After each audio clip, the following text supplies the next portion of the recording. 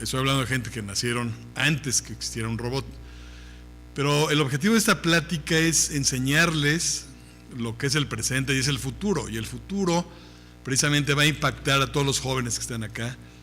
Tenemos el gusto de tener muchos alumnos de la Universidad Autónoma del Estado de Puebla, la UPAEP. Tenemos alumnos de la Universidad de las Américas, Puebla. Tenemos alumnos de la Benemérita Universidad Autónoma de Puebla, el doctor Aguilar, que es un gran amigo y un gran cirujano gastroenterólogo, nos hizo el favor de traer a sus alumnos del último semestre de la universidad que están cursando el área de aparato digestivo. En fin, todos siéntanse bienvenidos y damos la bienvenida a la doctora Elizabeth Castro, que también es la directora del hospital y siempre nos apoya en todo lo referente a lo académico. Queremos ser breves y concisos. Esta, más que una sesión, es una charla que ustedes pueden ser participativos al final. Les vamos a mostrar varios videos en forma coloquial, en forma real, y al final que se lleven una idea clara de lo que son los robots. Y en primer término, voy a compartir la sesión con la médico interna, la doctora Rebeca, quien nos va a hacer favor de dar la introducción a esto que es la sesión de cirugía de los robots, porque le pedí que ella investigara, de acuerdo a la generación, qué es un robot o qué significa un robot para las personas comunes y corrientes o médicos, porque no es lo mismo un robot que yo me imagino a lo que se imagina un millennial o un Z. Ella nos va a explicar sobre las generaciones que yo tampoco manejo bien. Entonces, Rebeca, por favor.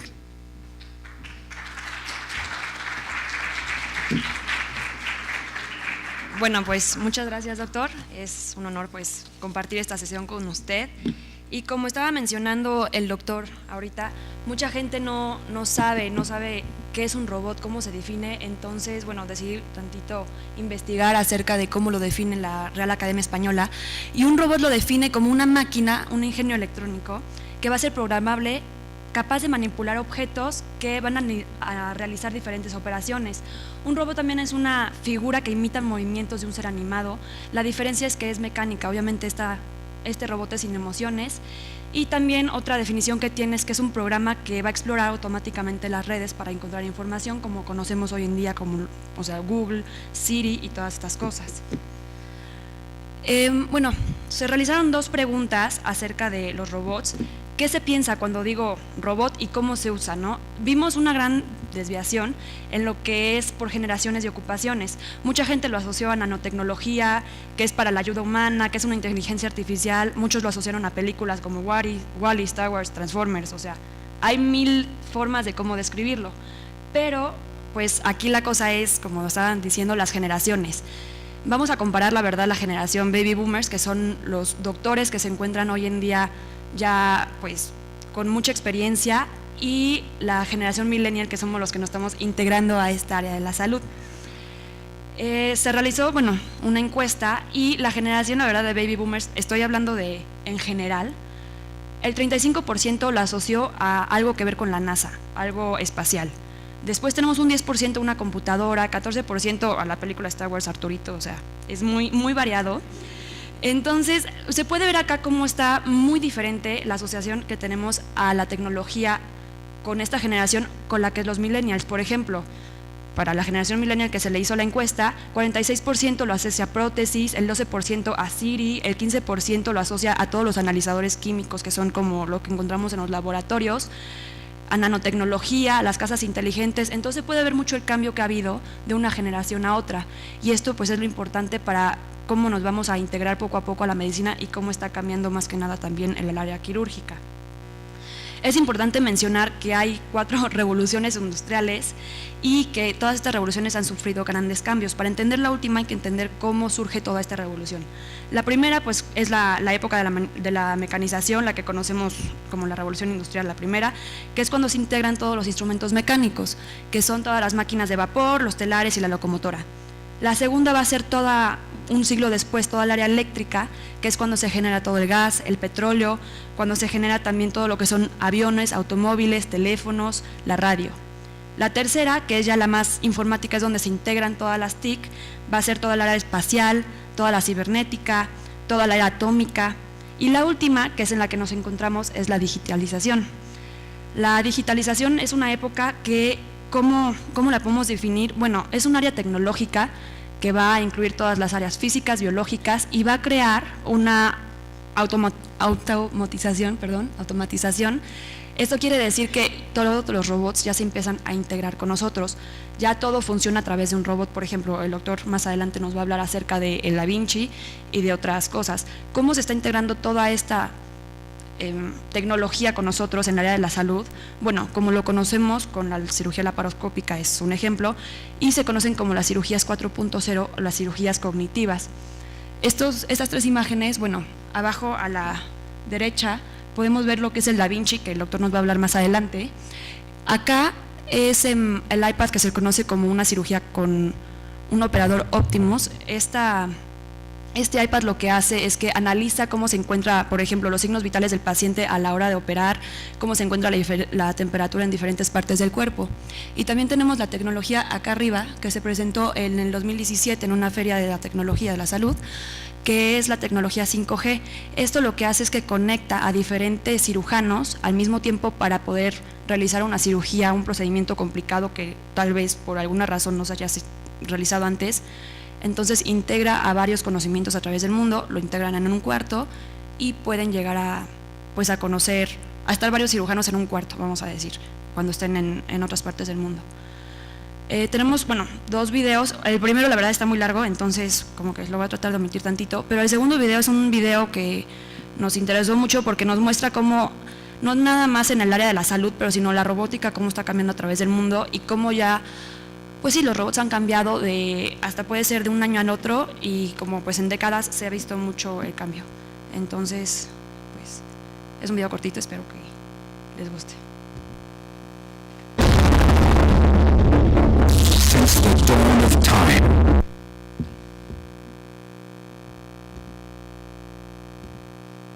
innovation has driven us forward.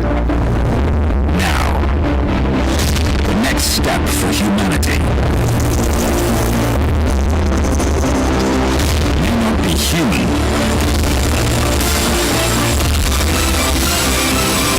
but humanoid. Show me the new toy. Please say the word. Box. All right. Now I know what a box is. National Geographic invites you to discover the next frontier of exploration, where a new generation of awe-inspiring machines can work like us,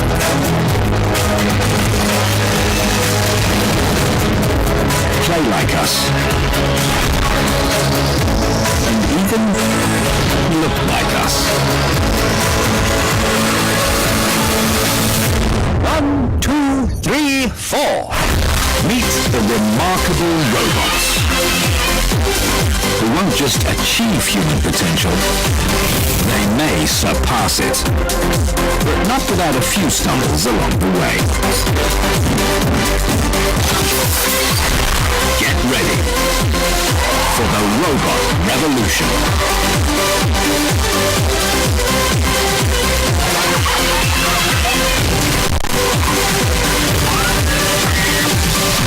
Robots. Bueno, entonces, como pueden ver, la verdad la robótica ha cambiado a través de los años muy rápido, y pues es algo que yo creo que a todo mundo le debe de interesar, ya que va a formar parte de nuestra vida cotidiana. Y pues ya, sin más, le cedo el micrófono al doctor Rojas para que nos explique un poquito más de cómo funciona todo este tema de la robótica.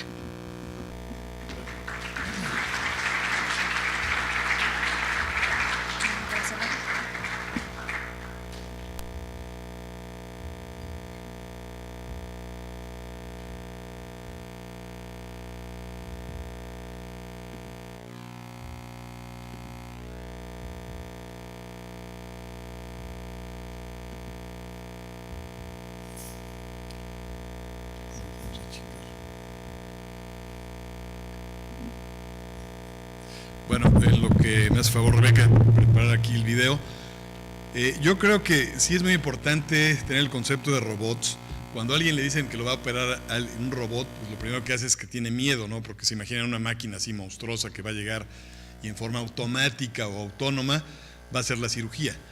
Y la verdad es que de robots pues hay muchos tipos de robots que se usan desde hace más de 30 años en la industria automotriz, por ejemplo, todas las armadoras esas de General Motors que ven cómo van ensamblando los coches, eso es automático, ni siquiera sabemos que existen o pocas veces tenemos la oportunidad de verlo. Sin embargo, como ya les decía la doctora, un robot es un término que se acuñó en una revista, en una obra de un autor checoslovaco, y lo que hacía era como ciencia ficción y relatar la vida de un esclavo, de un trabajador forzado. Pero la definición de robot pues, tiene muchas implicaciones, ¿no?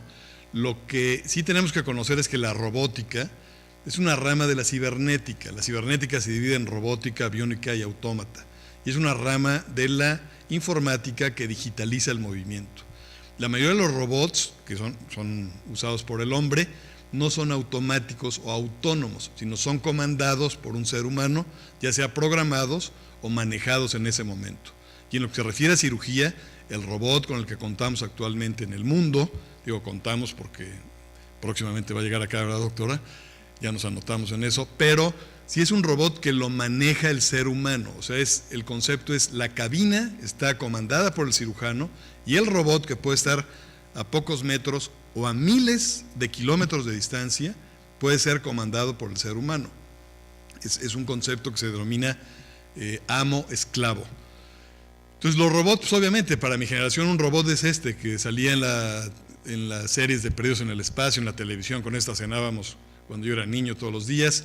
Luego ahora ya se popularizó en Netflix esto de Perdidos en el Espacio, también robots que son monstruosos, que dan miedo, las películas que todos ustedes tienen al alcance, de robots buenos, robots malos, la famosa Star Wars con el C-3PO, el R2-D2, que son robots que todo el mundo conoce y a mucha gente le da miedo. Obviamente ya en la generación, pues ya no sé si es la millennial o la X o la Z, hay niños que tienen robots. Esta es mi hija con un perro robot que se llama Summer, y hay robots en la casa, en las casas de mucha gente acá hay robots que son aspiradoras, que es una maravilla, ¿no? Porque pones la aspiradora y ya la señora no se tiene que preocupar por hacer el aseo.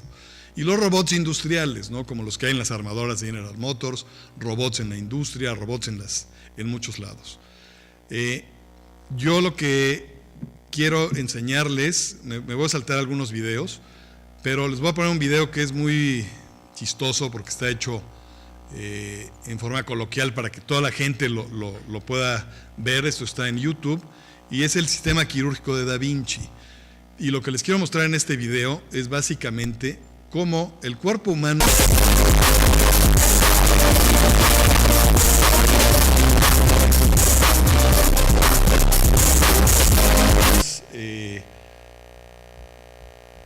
ya se me salió esto.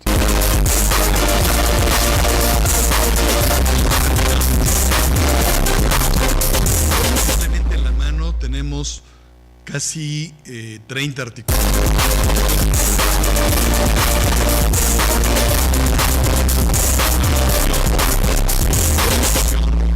Prensión, etcétera, etcétera.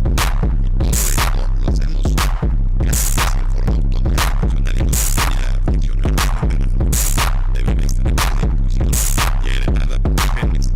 Luego la vamos mejorando, pero en este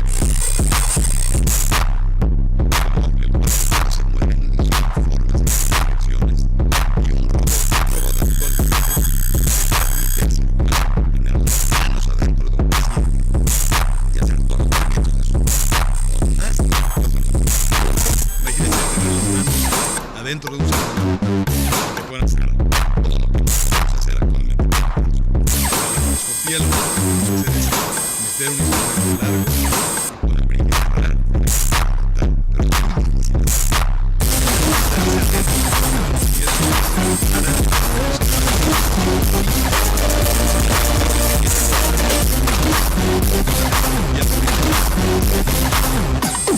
Un robot se devuelve tener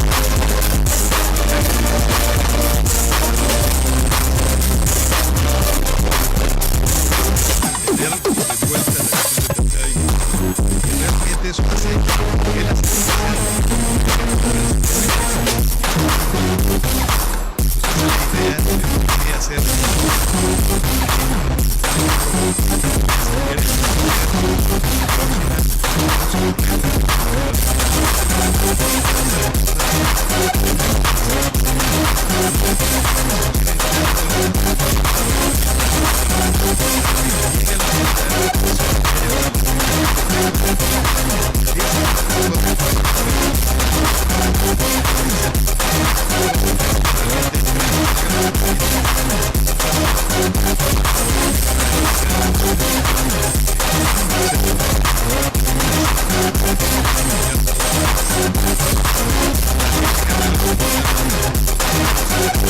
Han hecho, saben perfectamente lo que les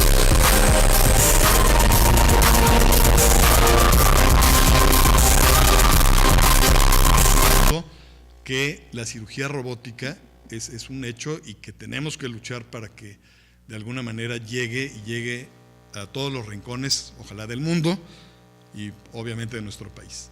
Les voy a mencionar brevemente cómo inició esto de los robots. Y los baby boomers, que es esa generación que ahora es la manera elegante de decirnos viejitos a los que nacimos después de la Segunda Guerra Mundial o algo así, es que sí, la NASA tuvo mucho que ver en la invención de los robots. La NASA, en 1980, con un instituto de investigación, Stanford, empezaron a ver que necesitaban de máquinas para que hicieran las tareas de un humano, sobre todo a distancia. Por ejemplo, la NASA se va a un astronauta a la Luna y le tienen que quitar el apéndice, imagínense, se muere, o sea, no regresa a tiempo. Obviamente, los pacientes, los astronautas que van al espacio siempre les hacen apendicectomía profiláctica, pero no les pueden hacer muchas cosas profilácticas y en algún momento se pueden enfermar. Entonces, por eso la NASA empezó a ver esta posibilidad. Y la NASA empezó a desarrollar este proyecto de robots, o sea, de máquinas que fueran comandadas por el ser humano para poder hacer tareas a distancia. Y obviamente esto llamó la atención rápidamente de quién creen, pues del ejército.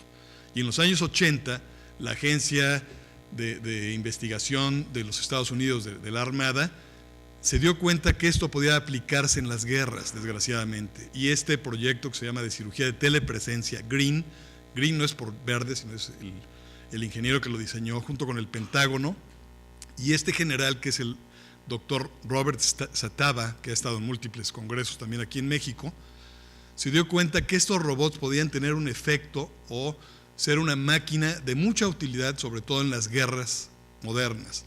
Y este proyecto que adquirió las Fuerzas Armadas lo probaron en la Guerra del Golfo. La Guerra del Golfo, para muchos de los que están acá, no existe, o remotamente existe, porque eso fue en los 90s. Y en la Guerra del Golfo probaron cómo podían llevar máquinas para recuperar los soldados heridos y llevarlos a las unidades MASH.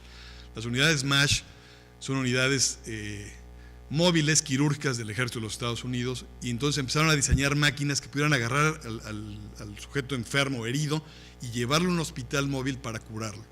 Sin embargo, esto no progresó, y no progresó porque todas las señales de robot estaban transmitidas por vía satélite. Y en las guerras modernas los satélites tienen mucho que ver, entonces interferían con las señales, y eso fue un proyecto que no progresó. Sin embargo, esta idea de la NASA y de las Fuerzas Armadas fue lo que sentó el desarrollo para los nuevos robots. Y en la época de los 80s empezaron a usarse muchos robots que pocos nosotros sabemos que existen, ¿no? Pero, por ejemplo, el Puma es un robot que se usa en ortopedia, el Probot para hacer biopsias, el ISOP, que es un brazo robótico que diseñó la NASA, y el Zeus eran los robots que se empezaron a usar en los años 80. En 1993, este ingeniero que es Yulun Wang diseñó y perfeccionó, gracias a un patrocinio de la NASA, el primer robot que fue aprobado por la FDA, que es el ISOP. Y el ISOP no es otra cosa más que un brazo robótico que es comandado por la voz del cirujano. Entonces vio que tenía implicaciones para la cirugía y lo adoptó para la cirugía laparoscópica. De tal manera que el ISOP es un robot que le da la capacidad al cirujano de tener un tercer brazo, sin necesidad de tener un ayudante que esté manejando la cámara. Por medio de la voz, el cirujano puede hacer la cirugía prácticamente solo. Entonces ese fue el primer impacto que tuvo la robótica. Para esos años, un doctor que tuvo una visión magnífica, ojalá todos hubiéramos tenido esta visión, Frederick Moll, vio que la robótica se podía adaptar a la cirugía. Y entonces, junto con 4 ingenieros de California, empezó una empresa que se llama Intuitive Surgical en 1995. Compró el proyecto del ejército y de ahí empezó a desarrollar el robot. Y basado en un poco de romanticismo, se remontó a la historia y vio que Leonardo da Vinci fue el primero en diseñar realmente un robot. Y este es un robot humanoide que diseñó da Vinci, ustedes todos saben quién es él. Y a partir de eso, lanzó el primer robot para ser usado en la clínica y lo usaron en Europa, en Bruselas. Este doctor, que fue el primero en usarlo, hizo una colistectomía con un prototipo del Da Vinci actual que se llamaba Mona, en honor a Mona Lisa. Sin embargo, ya estaba el robot listo en 1997, pero tenía una gran prueba que vencer, y era si era seguro, efectivo y mejor o peor que lo que estábamos usando en la cirugía convencional, que era la laparoscópica. Y en 1997 había ese robot, el Da Vinci. También estaba el Zeus, que era de otra compañía que nació casi simultáneamente también en California, Computer Motion, que básicamente es lo mismo que el Da Vinci. Lo único que varía es que la tercera dimensión se hace con lentes y sentado en la cabina. Y entonces en ese momento dijimos, bueno, ¿qué es mejor, la robótica o la laparoscópica? Y para hacer eso, pues obviamente, como en medicina científica, lo que tenemos que hacer es probarlo y comprobarlo. Entonces se diseñó un protocolo. Si queremos comparar manzanas con manzanas y peras con peras, entonces hicieron un estudio. Se necesitaba un estudio prospectivo, aleatorio, randomizado, doble ciego, bla, bla, bla, para ver qué era mejor o qué era peor. Y para tal efecto, ¿dónde creen que se llevó a cabo este estudio? Se necesitaban por lo menos 100 pacientes. En Estados Unidos, en Inglaterra, en la India, pues no. El único lugar donde se pudo probar fue en la Ciudad de México. Y eso poca gente lo sabe, y los de Intuitive lo esconden. Pero el doctor Adrián Carvajal, que se puede decir que es el pionero de la cirugía robótica en México, tuvo la capacidad de desarrollar el proyecto Da Vinci en 1998 en el Hospital Torre Médica en la Ciudad de México. De ahí juntaron 250 pacientes, 50 fueron al Da Vinci, otro sistema robótico, y 50 a la laparoscopía. Y demostró que era una máquina segura, efectiva, y reunió todos los requisitos de la FDA, y gracias a este estudio pionero fue lanzado el robot al uso clínico en todas partes del mundo. El doctor Adrián Carvajal, que ya este año pasado se le rindió tributo en un congreso de cirugía laparoscópica en Veracruz, al cual asistí. Es una persona muy sencilla y no le gusta hablar de esto, pero indudablemente que el protocolo que lanzó el Da Vinci al mundo se hizo acá en la Ciudad de México. Entonces, para el año 2000 en Chicago tuve la oportunidad de ir al Colegio Americano de Cirugía, y ahí por primera vez, igual que muchos cirujanos, nos dimos cuenta que había cambiado la tecnología. Llevábamos 8 años operando en laparoscopía y de repente vemos un robot, nos acercamos al stand y vimos, bueno, ¿qué es esto? ¿Qué es esta máquina? Nos explicaron cómo funcionaba, bla, bla, bla. Entonces, obviamente dijimos, no, esto es algo maravilloso. O sea, hacía uno la cirugía o los ejercicios in vitro, veía cómo manejaba uno el robot, dijimos, no, le devuelve al cirujano la capacidad que se había perdido con la cirugía laparoscópica. Vuelve la visión en tercera dimensión, vuelven los movimientos finos de la mano, está uno inmerso en el campo quirúrgico. O sea, realmente es una máquina muy, muy buena para hacer la cirugía.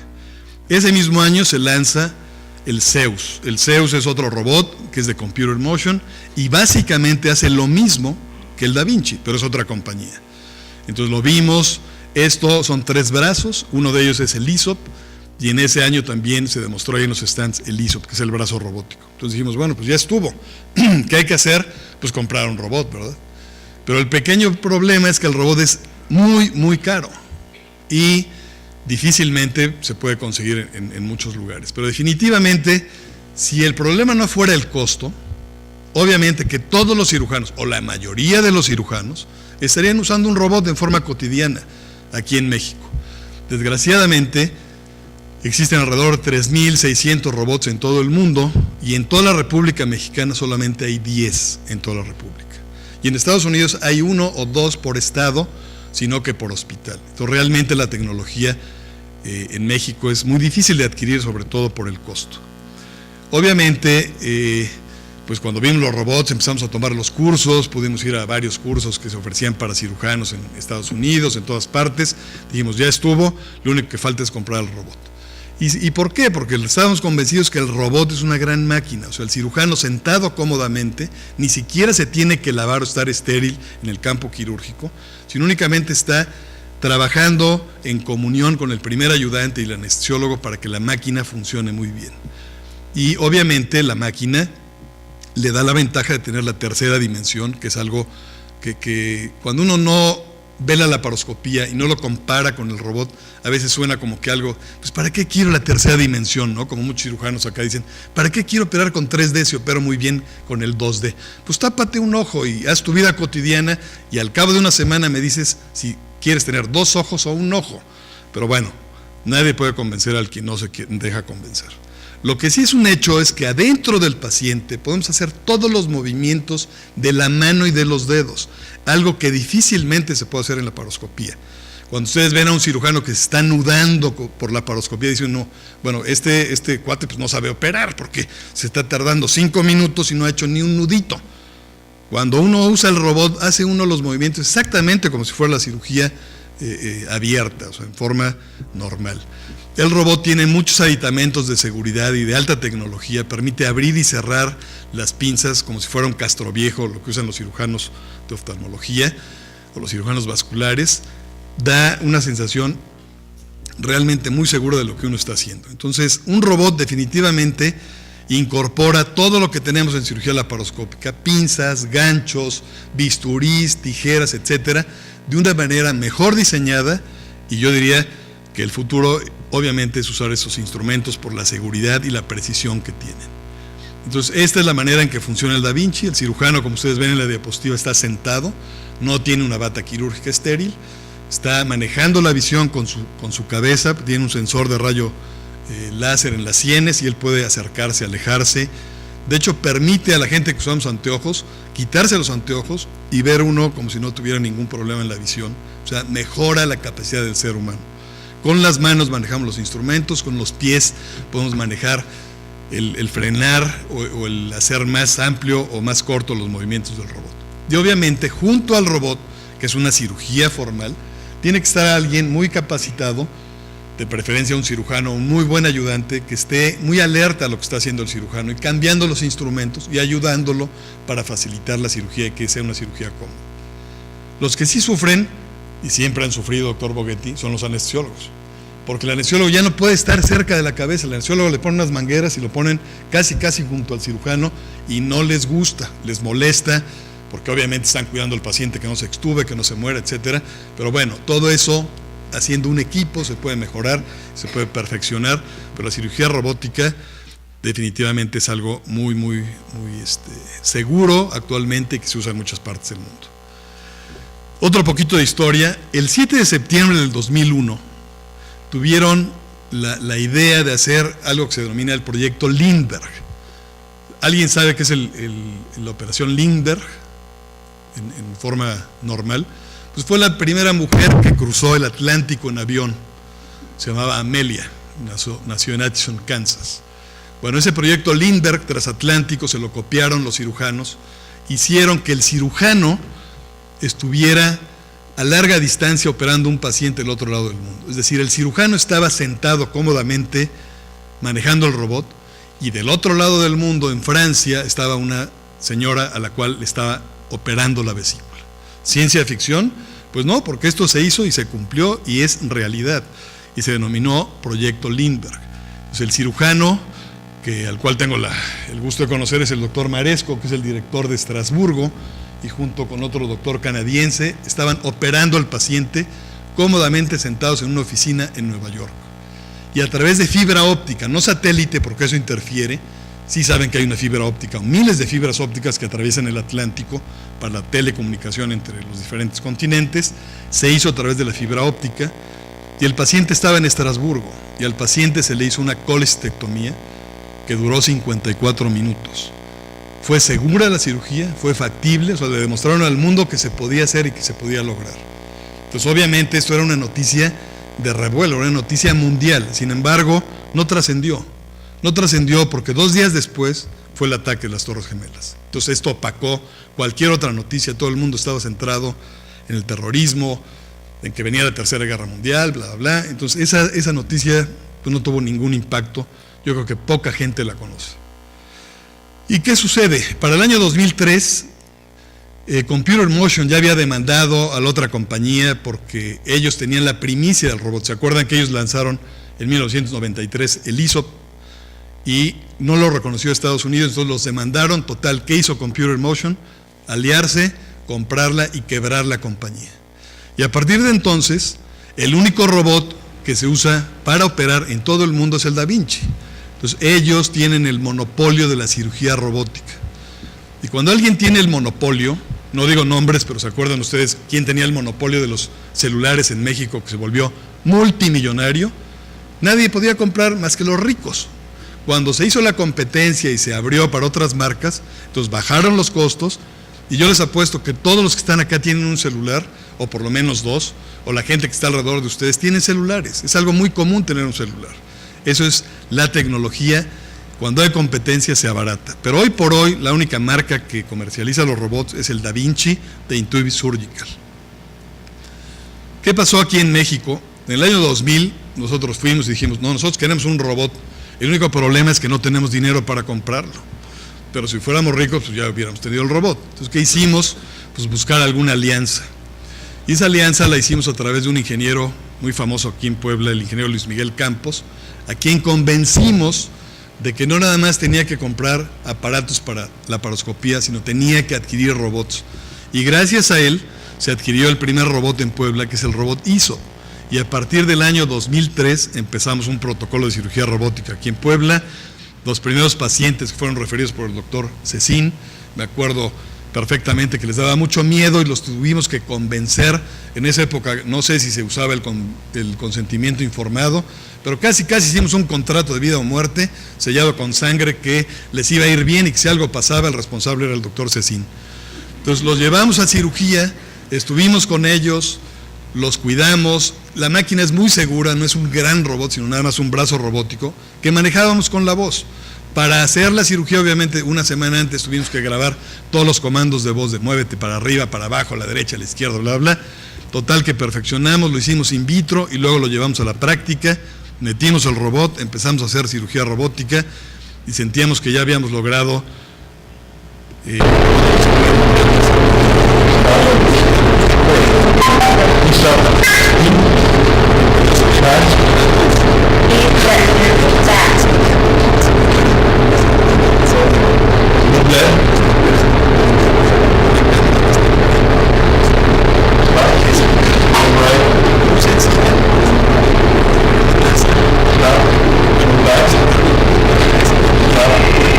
pues nos llegó 10 años después.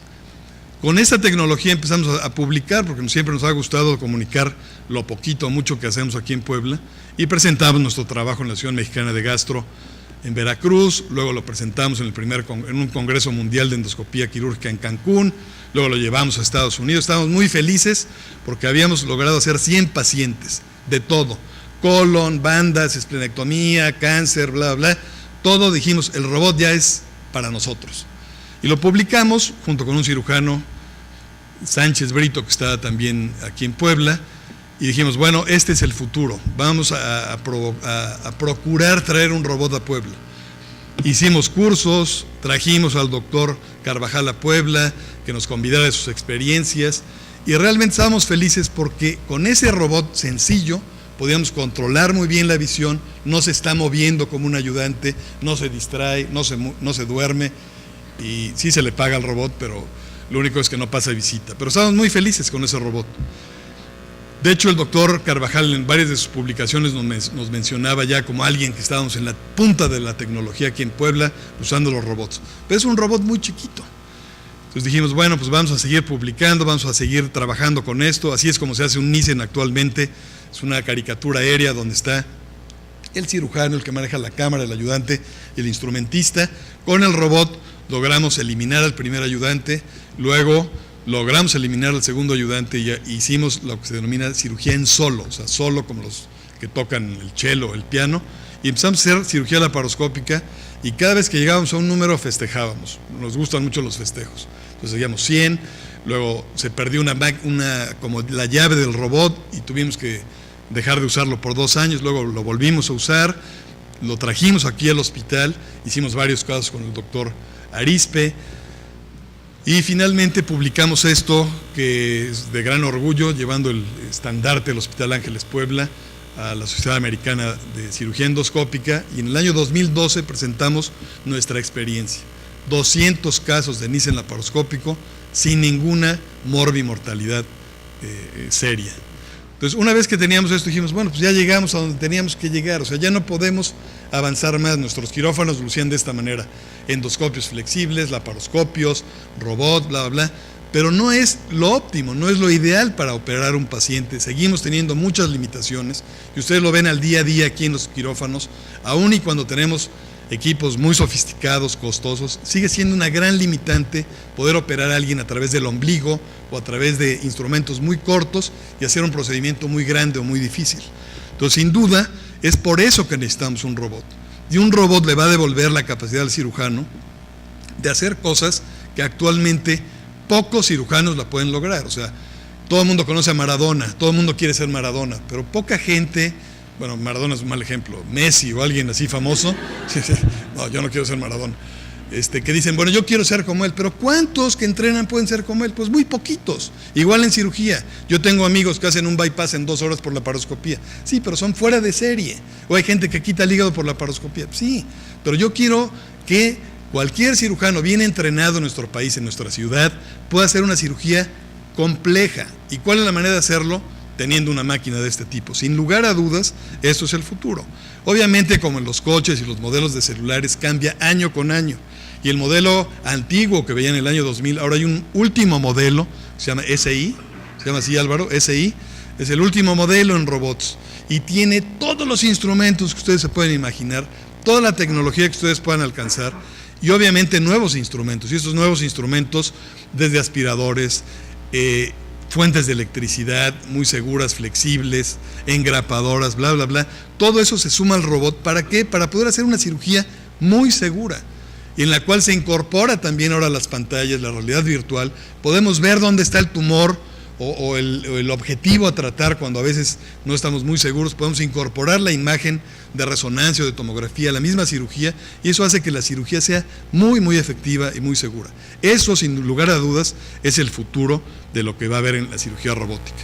La cirugía robótica se usa, de acuerdo a estadísticas, desde el año 2000 en 2 grandes áreas. Los urólogos y los ginecólogos, acá está el doctor Carvajal, fueron los primeros que se aventaron a hacer la cirugía robótica porque realmente vieron las ventajas de hacerlo. Y en cirugía general pues era difícil decir, quiero un robot para quitar un apéndice. Pues no, es mucha máquina para quitar un apéndice. Pero bueno, poco a poco ha ido progresando y actualmente hay 1000 publicaciones en cirugía robótica en todos los ámbitos, en pediatría, en otorrino, en oncología, en cirugía general, en ginecología. Todos los especialistas del mundo están usando esta tecnología. ¿Y por qué? Es un video que ustedes pueden ver en YouTube. Es algo fantástico. O sea, están viendo cómo está entrenando un ser humano. Está quitando la cascarita. Está quitando la presión. Quita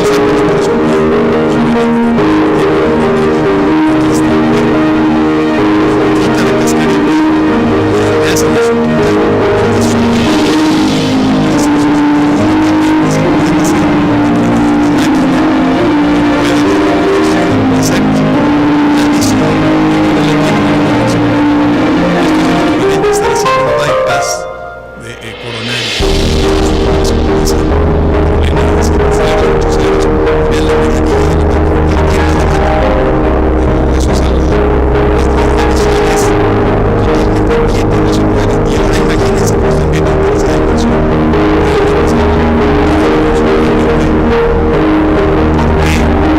en tener un robot.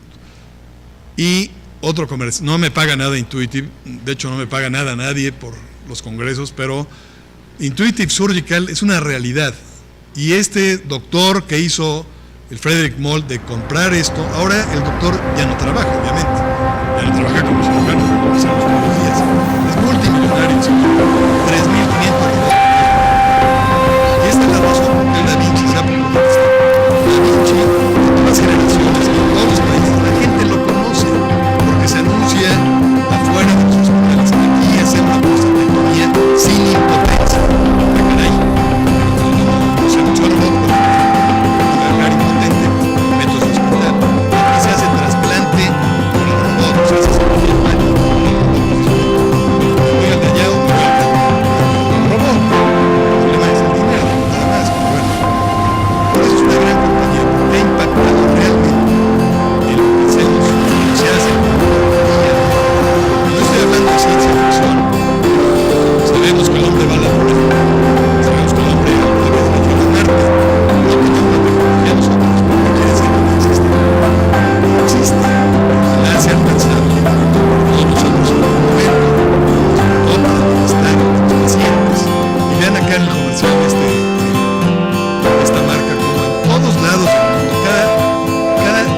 30 segundos un cirujano se sienta en el Da Vinci.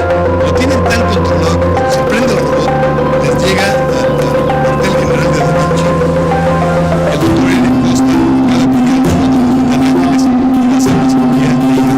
Y saben que lo está haciendo. Están midiendo los datos de los demás y saben que tiene una red de ingreso. Realmente, yo soy la punta de yo soy la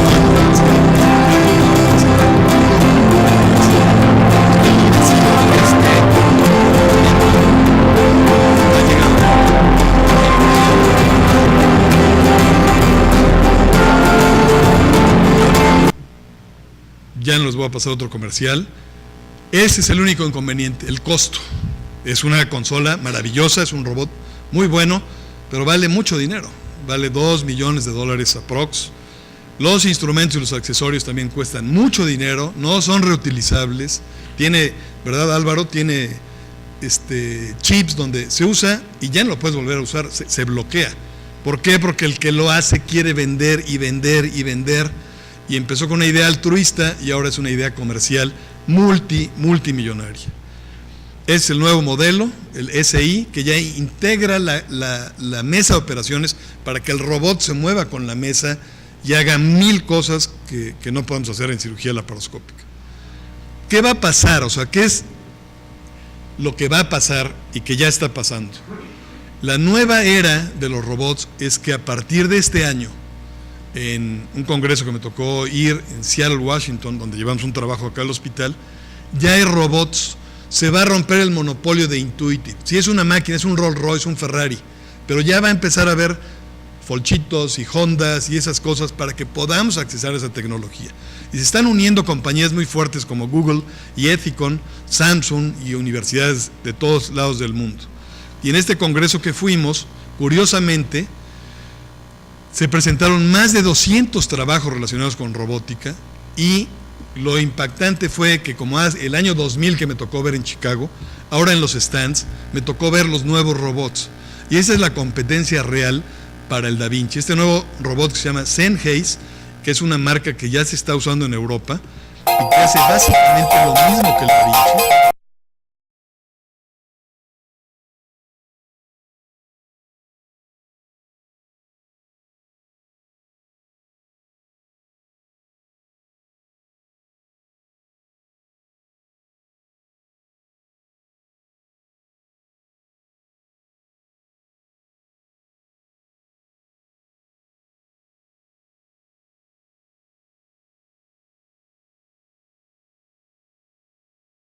A mí me encantaría irme en un Ferrari de aquí al centro, ¿no? De taxi, me encantaría que me llevaran en un Ferrari, ¿no? Para presumir, para ver qué hago.